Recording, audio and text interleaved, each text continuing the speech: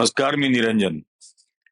तपोवनामधल्या वृक्ष कत्तलीच्या विरोधामध्ये मी आवाज उठवला, आंदोलन सुरू केलं आणि त्यात अनेक रास्त, वैध आणि कायदेशीर मुद्दे आणले आणि त्यामुळे सत्ताधारी असलेल्या भारतीय जनता पक्षाच्या बऱ्याच जणांची डोकी बिथरली आणि त्यांनी माझ्याबद्दल काय काय वेगवेगळे व्हिडिओज करायला सुरुवात केली.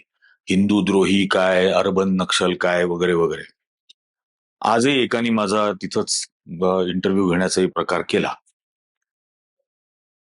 तर काही गोष्टी म्हणून मला मुद्दाम सांगायच्या आहेत.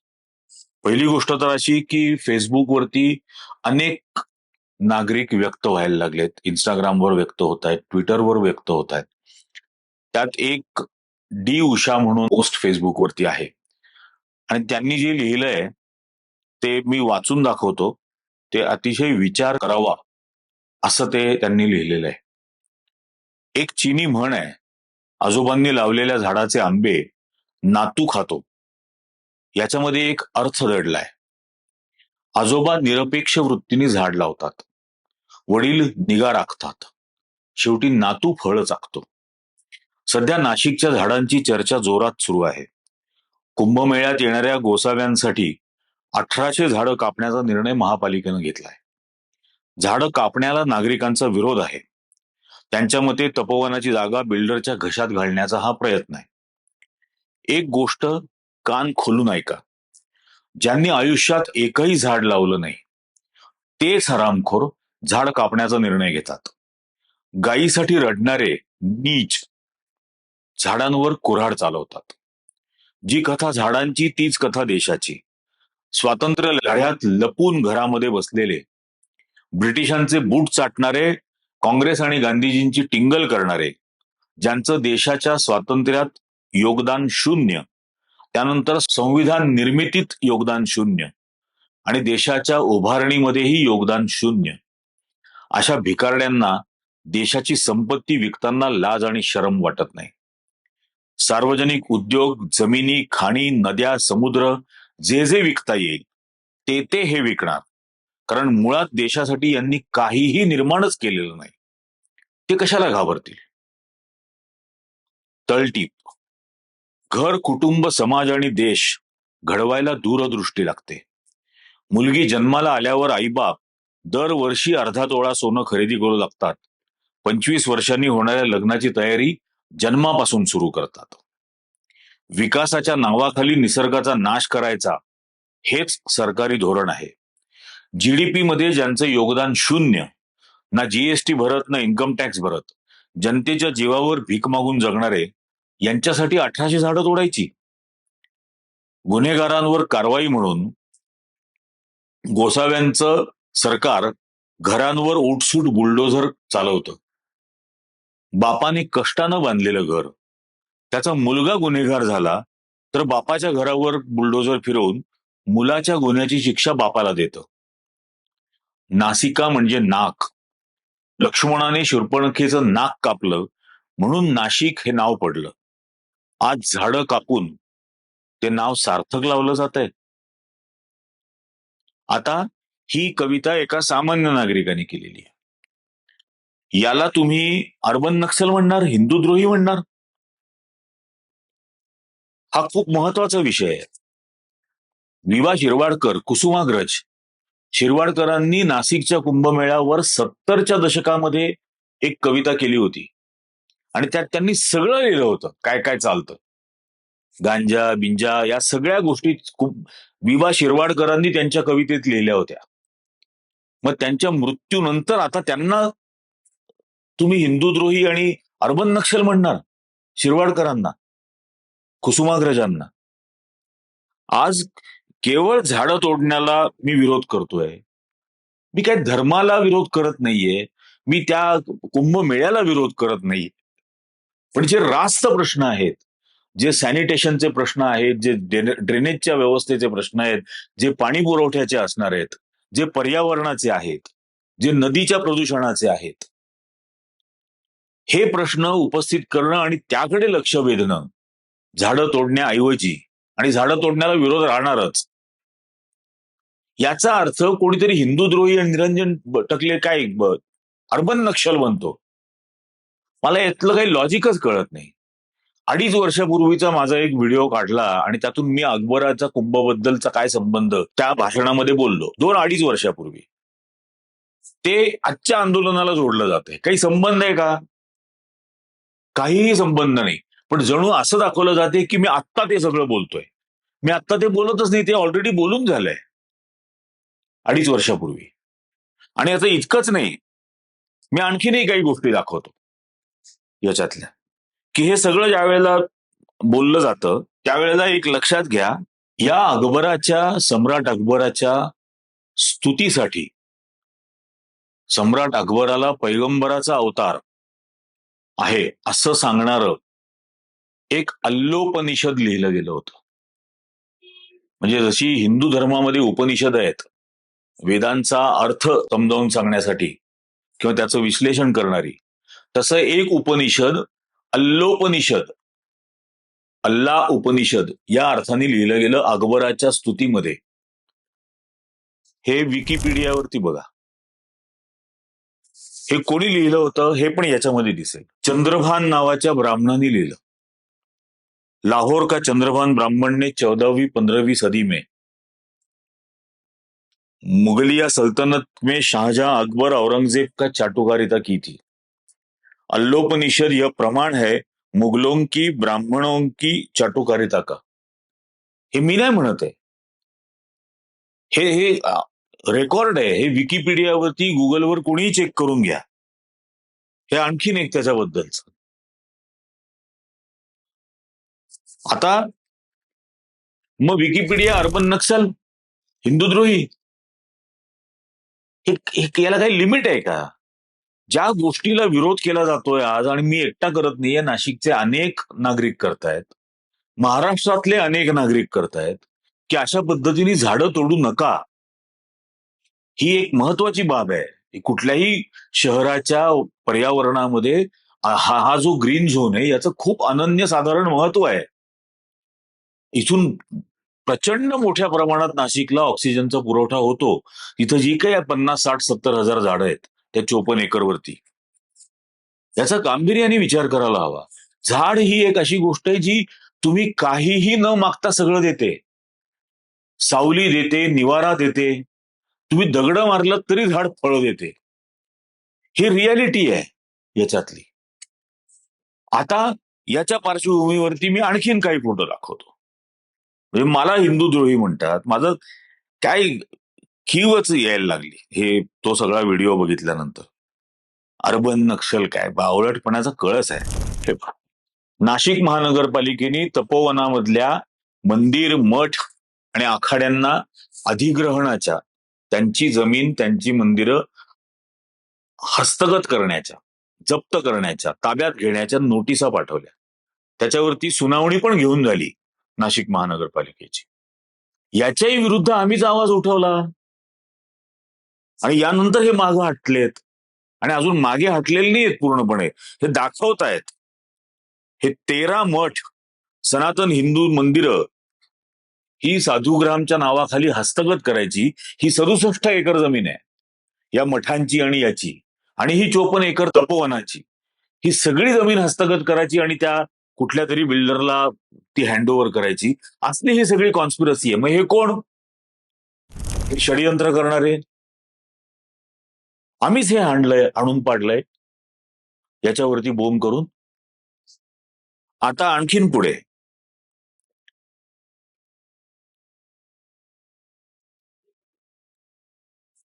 हे बघा, मी गुगलवरती टेम्पल्स डिमॉलिश्ड इन वाराणसी असं टाकलं. म्हणजे आता हे काशी विश्वेश्वराच्या मंदिरापाशी जो कॉरिडोर तयार केलाय 50 फूट का 50 मीटर रुंदीचा, त्याच्यामध्ये काय काय केलेलं आहे हे एक एक फोटो बघा. मी सगळेच दाखवतो. हे इतकं डिस्ट्रक्शन केलेलं आहे. 700-700 वर्ष जुनी मंदिरं शेकड्यांनी तोडली, तिथल्या मूर्त्या तोडल्या, त्या कित्येक दिवस कचऱ्यात पडून होत्या, अत्यंत भग्न आणि विभत्स अवस्थेमध्ये. हे कोणी केलं? कोण आहे काशीचा खासदार? कोण आहे देशाचा पंतप्रधान? कोण आहे उत्तर प्रदेशचा मुख्यमंत्री? त्यांनी केलं हे. मग हे काय अर्बन नक्सल, हिंदूद्रोही, योगी आदित्यनाथ आणि नरेंद्र मोदी, ही मंदिरं कोणी पाडली? याच्याबद्दल का नाही बोलत? आता हे एक व्हिडिओ बघा. सभी को जय श्री राम. ये हिंदू टेम्पल है आपका अपना झंडे वालान मंदिर में, और ये आरएसएस की बिल्डिंग है जहां पर अपना झंडे वालान मंदिर में. ये मंदिर का इतिहास 1400 साल पुराना है. सन 1947 से हम यहाँ बैठे हैं और यहाँ पे मंदिर की सेवा कर रहे हैं. सभी श्रद्धालु सेवादारों को दिखाइए, सभी श्रद्धालु सेवादार यहाँ पे वेट कर रहे हैं कि किसी तरीके से कि आरएसएस कार्रवाई रुके. सिर्फ और सिर्फ आरएसएस को पार्किंग चाहिए, सिर्फ पार्किंग के चक्कर में इस मंदिर को तोड़ा जाता है. क्या सही है? 1400 साल पुराना मंदिर सिर्फ पार्किंग के लिए तोड़ा जा रहा है. श्री राम मंदिर बना था अयोध्या में, पूरे हिंदुस्तान ने देखा था. मोदी जी की, योगी जी की फोटो हर जगह आई थी, और आज मंदिर टूट रहा है. कहाँ है इनकी फोटो? कृपया करके इस वीडियो को फैलाइए और ताकि ये वीडियो मोदी जी तक और योगी जी तक जरूर पहुंचे.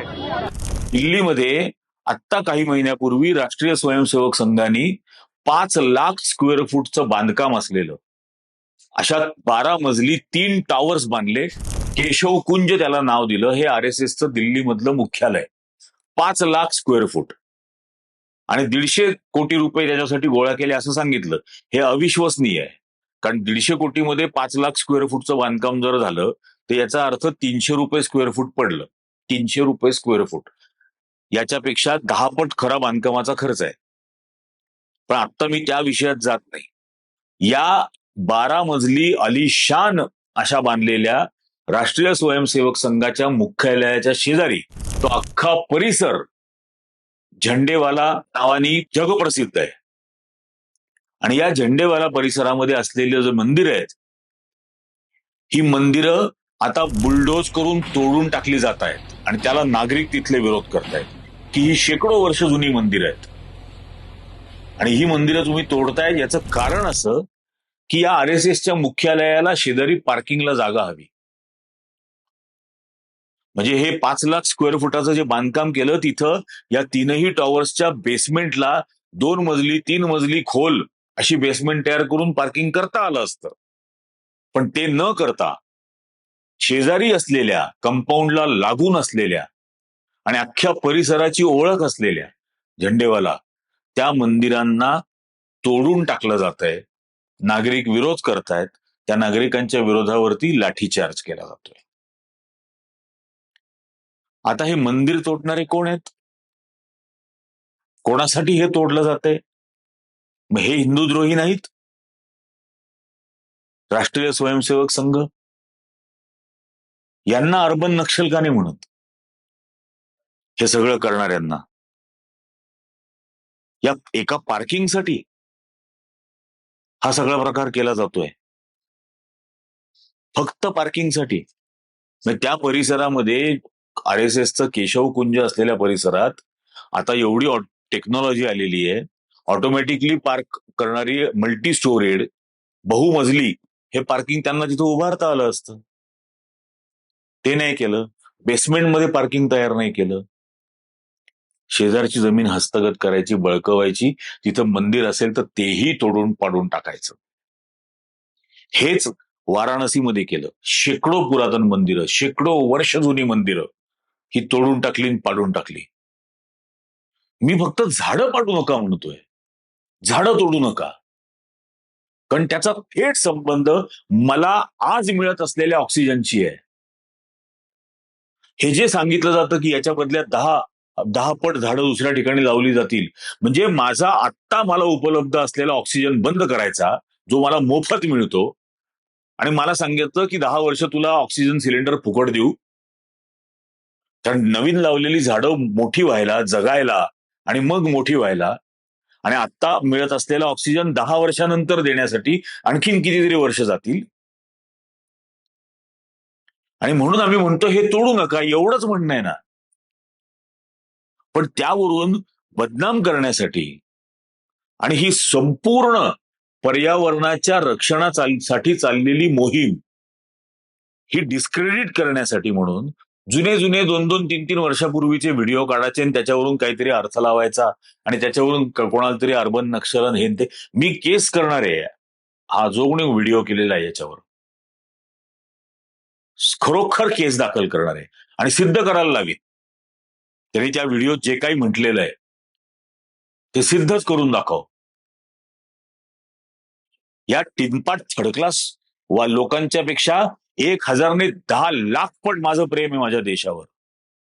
माझ्या देशातल्या माझ्या बांधवांसाठी, नागरिकांसाठी प्राणही देईन. यांची तयारी आहे नालायकांची ओपटसोंब. त्यांना का वाटत नाही नाशिक मधली ही वृक्षतोड थांबवावी असं? तेवढंच बोला. आज भारतीय जनता पक्षाचाच एक रोहन देशपांडे त्यांनी माझ्याबरोबर व्हिडिओ केला आणि तो मला हे विचारत होता की या आंदोलनात उजवं आणि डावं असं काही आहे का? मी म्हटलं उजवीकडे झाडं आहेत, डावीकडेही झाडं आहेत आणि झाडं वाचवायची आहेत. मग त्यांनी हा अकबर आणि हे सगळं काढायचा प्रयत्न केला. त्यालाही मी सांगितलं की हे जुनं आहे. आत्ता मी याबद्दल काहीही बोललेलो नाही. आत्ताची कमिटमेंट आणि आत्ताचं फोकस हा फक्त आणि फक्त वृक्षतोड थांबवणं इतकाच आहे. आणि हेही सांगितलं की रिक्षावाल्याशी भांडण्याच्या नादात मी फ्लाईट सोडणार नाही. माझा फोकस फक्त ही वृक्षतोड थांबवणं आहे, हे टाळणं आहे आणि त्यासाठी जे लागेल ते मी करेन. पण अशा पद्धतीने खोटे व्हिडिओ, जुने जुने काहीतरी क्लिप्स काढून ते सुद्धा अर्धवट दाखवत, म्हणजे त्याच्यामध्ये एक असं दाखवलंय की मी कोणाला तरी सांगतोय की मला विचारलं तू धर्म मानतो का, तर मी म्हटलं मी धर्म नाही मानत. मग त्याच्या पुढचं नाही दाखवलं जे कट केलं ते. मी सांगितलं मी पंढरपूरचा पांडुरंग मानतो आणि का मानतो, तर पंढरपूरचा पांडुरंग मला या देशातला संविधानाचं प्रतीक वाटतो. तो या देशातला एकमेव अहिंसक देव आहे ज्याच्या हातात कोणतंही शस्त्र नाही, जो सामान्य माणसासारखा कमरेवर हात ठेवून विटेवर उभा राहिलेला आहे आणि येणाऱ्या आव्हानाची वाट पाहतोय. जो स्त्री पुरुष समानता मानतो तो विटेवर आहे, त्याची पत्नी पण विटेवर आहे. तो या देशातला धर्मनिरपेक्ष, जातनिरपेक्ष, भाषानिरपेक्ष देव आहे. कोणीही त्याचं दर्शनाला जाऊ शकतं. त्याचं स्वतःचं काहीही कर्मकांड नाही, म्हणून मला तो माझा देव वाटतो आणि वाटतो, खरोखर वाटतो. यात मी कोणाला विरोध केला? पण अर्धवट वाक्य दाखवायचं, कापायचं आणि लोकांमध्ये भ्रम निर्माण करायचा प्रयत्न करायचा, हे होणार नाही. आणि म्हणून माझी विनंती आहे सर्व दर्शकांना की माझा कोणत्याही धर्माला विरोध नाही. हिंदू धर्माला जसा माझा विरोध नाही, तसा माझा ख्रिश्चन धर्मालाही विरोध नाही, मुस्लिम धर्मालाही विरोध नाही, बौद्ध धर्मालाही विरोध नाही, सिख धर्मालाही विरोध नाही, जैन धर्मालाही विरोध नाही, लिंगायत धर्माला पण विरोध नाही. माझा कोणत्याही धर्माला विरोध नाही. मी फक्त सत्याच्या बाजूनी आहे आणि विज्ञानाच्या बाजूनी आहे, यात काही शंका नाही. त्यामुळे असे अपप्रचार करणारे, मिसगाईड करणारे, हे जे खोटा प्रॉपगंडा करणारे जे व्हिडिओज येत आहेत, जाणीवपूर्वक आमच्या या पर्यावरणाच्या आंदोलनाला बदनाम करण्यासाठी, या व्हिडिओजवरती कमेंट करून ते तिथंच हाणून पाडा. आणि बिलकुल अशा गोष्टीला थारा देऊ नका, महत्व देऊ नका. आपलं लक्ष, आपला फोकस एकदम क्लिअर असायला हवा. नाशिकची पर्यावरणाची हानी झाली नाही पाहिजे कोणत्याही परिस्थितीत. आणि यांनी आत्ता 10 पट झाडं लावली तरीही ती हानी होणारच आहे. कारण आत्ता मिळतोय एवढा ऑक्सिजन ती झाडं आत्ता देऊ शकणार नाहीत, नवीन लावलेली 10,000. आणि ती सुद्धा खड्डे ज्यांनी कसे केलेले आहेत, 2-2 फुटावरती खड्डे केलेले आहेत. 2-2 फुटावरती केलेल्या खड्ड्यांमध्ये 8-8 आणि 10-10 वर्ष वाढलेली झाडं लागत नाहीत. 8-8 आणि 10-10 फूट झाडं लागत नाही 2-2 फुटाच्या अंतरावर. ती काही गुलाबाची बाग तयार करायची नाहीये किंवा झेंडूची बाग नाही तयार करायची. त्यामुळे ती जे खड्डे खणणं चाललेले ती सुद्धा फसवणूक आहे. आणि म्हणून हे तपोवन शाबूत राहिलं पाहिजे. तपोवनामधलं एकही झाड कोणत्याही कारणाने, ते इतक्या वर्षाचं आहे, ते अमुक जातीचं आहे, ते विदेशी आहे, ते काय अपारंपरिक आहे वगैरे, असं कुठलंही कारण न देता एकही झाड तोडलं गेलं नाही पाहिजे. हे पर्यावरणाच्या रक्षणाचं आंदोलन कोणत्याही परिस्थितीत हे बदनाम होता कामा नये. हे अत्यंत महत्वाची गोष्ट आहे. शेवटी सांगतो, गांधीजी, माझ्या फोनला पण वॉलपेपर गांधीजींचाच आहे. गांधीजींना एका मंदिराच्या उद्घाटनाला बोलवलं, तेव्हा गांधीजी म्हणाले की मी मंदिरांमध्ये जात नाही. तर त्यांना असं विचारलं की तुम्ही ईश्वर मानता का? तर गांधीजी म्हणाले ईश्वर सत्य है. त्यांना विचारलं की तुम्ही कोणत्या ईश्वराला मानता? तर त्यांनी सांगितलं सत्य ही ईश्वर आहे. त्यामुळे सत्य हे ईश्वर आहे. मी सत्याचा पुजारी आहे. हे इतकंच सांगतो. तुम्हाला काय वाटतं या सगळ्या प्रॉपगंडाबद्दल, या खोटारडेपणाबद्दल, या बदनामीच्या मोहिमेबद्दल? हे इथं खाली कमेंट करून मला नक्की सांगा. तुमचा पाठिंबा जरूर हवाय या बाबतीत. त्यामुळे तुमचं समर्थन आहे की नाही हे मला खाली कमेंट करून सांगा. हा व्हिडिओ जास्तीत जास्त लोकांपर्यंत पोहोचवा, कारण जास्तीत जास्त लोकांना या प्रॉपगंडापासून वाचवायचा आहे. हा जो संभ्रम आणि भ्रम आणि त्यातून द्वेष निर्माण करण्याचा जो प्रयत्न आहे, तो प्रयत्नच हाणून पाडला गेला पाहिजे. आणि म्हणून विनंती आहे की हा व्हिडिओ जास्तीत जास्त जणांनी लाईक करा, जास्तीत जास्त जणांना याची लिंक शेअर करा आणि जास्तीत जास्त जणांना चॅनलला सबस्क्राईब करून घ्या. आत्ताच्या भागात इतकंच. धन्यवाद.